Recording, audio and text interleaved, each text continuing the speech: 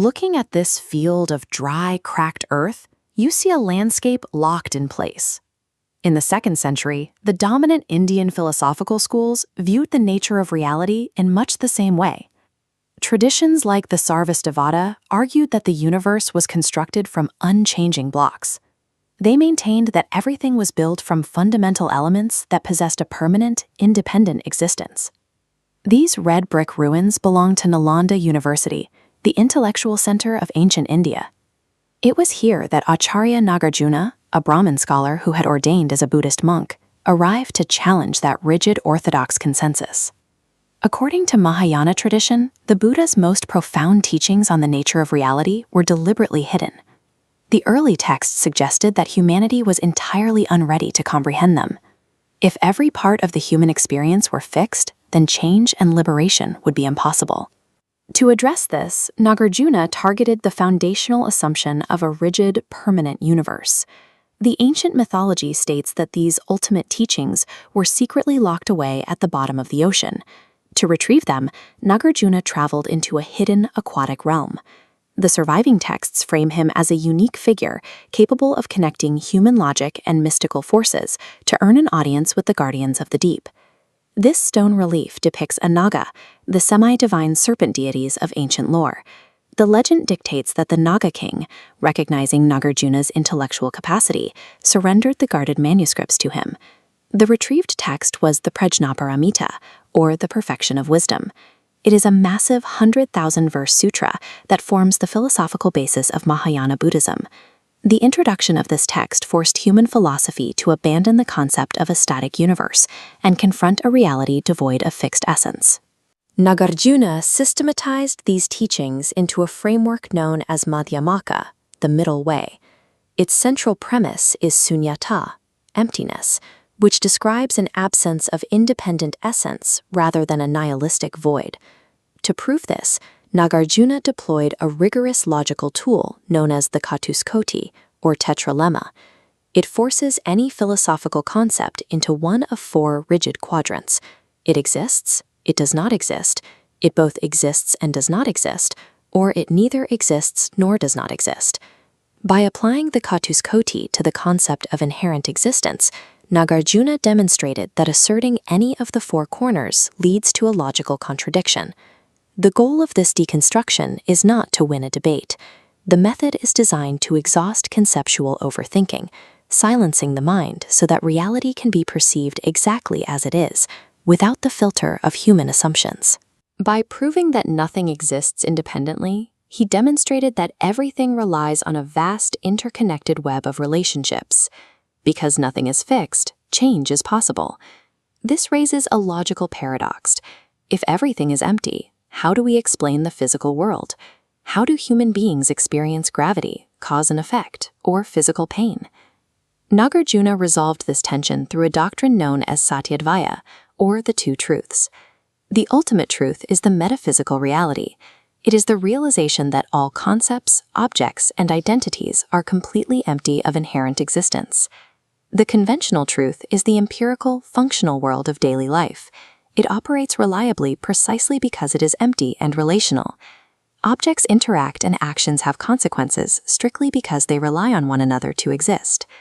Because reality lacks a permanent essence at the ultimate level, the material world is malleable. It can be physically altered to relieve human suffering. 800 years later, against the lush topography of South India, a new manifestation of the Nagarjuna archetype appeared in the historical record. This figure is known as Siddha Nagarjuna. Rather than isolating the concept of emptiness to monastic debate, this medieval alchemist applied the principle to the transmutation of physical matter. The abstract of this research review details the birth of Rasa Shastra, or Ayurvedic alchemy. These practitioners used the processing of metals and minerals to address poverty and disease, moving beyond simple herbal remedies. The discipline focused on the liquid silver droplets seen here, parada, or mercury.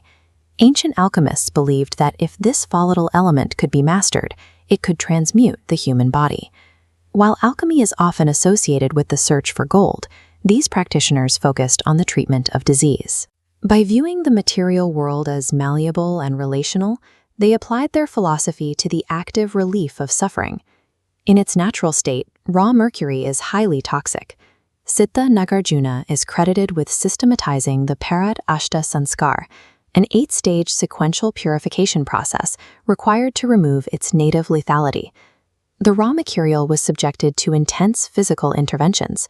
Through sequential stages of herbal steaming, rubbing with acids, and sublimation under extreme heat, the toxic red mineral was converted into a biocompatible compound. The ancient brick foundations of Nagarjunakonda serve as physical markers of this lineage. This site, bearing his name, anchors a geographical area where ancient philosophy and medieval science meet.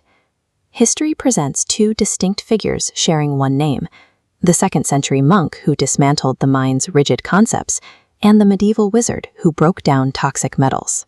The legacy of Nagarjuna follows this trajectory from internal logic to external chemistry.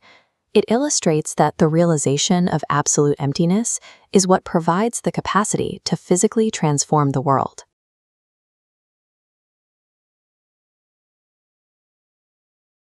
In 1954, the Indian government made a choice altering the country's archaeological landscape. To build a future, they would drown a city from the past. This was Vijayapuri, the 3rd century capital of the Ikshvaku dynasty. For 100 years, it served as the political and spiritual center of the eastern Deccan. Excavations revealed a metropolis that rivaled the great cities of the Roman world. Archaeologists found a massive brick amphitheater and gold jewelry featuring coins of Emperor Tiberius, detailing a trade network that spanned thousands of miles of ocean. Vijayapuri was not a remote outpost, it was a global trade hub. Its destruction was a calculated sacrifice, an ancient city traded for a modern state. With only 6 years before the valley was scheduled to flood, the Archaeological Survey of India began a massive salvage project. They were tasked with extracting 2,000 years of history before the reservoir gates closed. Teams moved through the valley site by site, dismantling over 30 distinct Buddhist monasteries. They categorized these limestone ruins and moved them, piece by piece, to higher ground. This plan shows the symbolic geometry of the Mahastupa. The architects used a wheel-shaped ground plan to mirror the Dharmachakra, a cosmological design that allowed a physical structure to represent the central turning point of Buddhist law. By 1960, the monument stones had been saved, but the context of the city was gone. The ruins were preserved as isolated fragments, while the valley that once supported them began to fill with water. This trade-off was driven by a brutal reality. A newly independent India was struggling to feed its people, and the Krishna River Valley offered a rare opportunity to secure a reliable food supply. Prime Minister Jawaharlal Nehru viewed these massive hydroelectric projects as essential infrastructure, famously calling them the modern temples of a secular, developing nation. The project relied almost entirely on manual labor. Over 70,000 workers lived at the site, hand-setting 1.07 million cubic meters of stone into mortar. Choosing human labor over automated machinery was a deliberate economic move. It provided immediate wages to tens of thousands of families during a period of extreme national fragility. The result was the Nagarjuna Sagar Dam. At 124 meters tall, it remains the largest masonry-built dam in the world, spanning the Krishna River. The dam physically replaced the ancient capital. Where Vijayapuri once facilitated maritime trade, this masonry wall now controlled the river, providing the foundation for the region's agricultural security. This infrastructure made the Green Revolution possible. 2 main canals stretch for hundreds of miles, irrigating over 2 million acres of once dry land. But the prosperity created by the dam also turned the river into a source of intense regional friction. This table shows a total capacity of over 11 cubic kilometers. For the states bordering the reservoir, this water is an existential resource, making its distribution a matter of intense political dispute. In recent years, the dam has become a flashpoint for interstate conflict. Disagreements over water release have grown so severe that state police forces from Andhra Pradesh and Telangana have faced off across the spillway.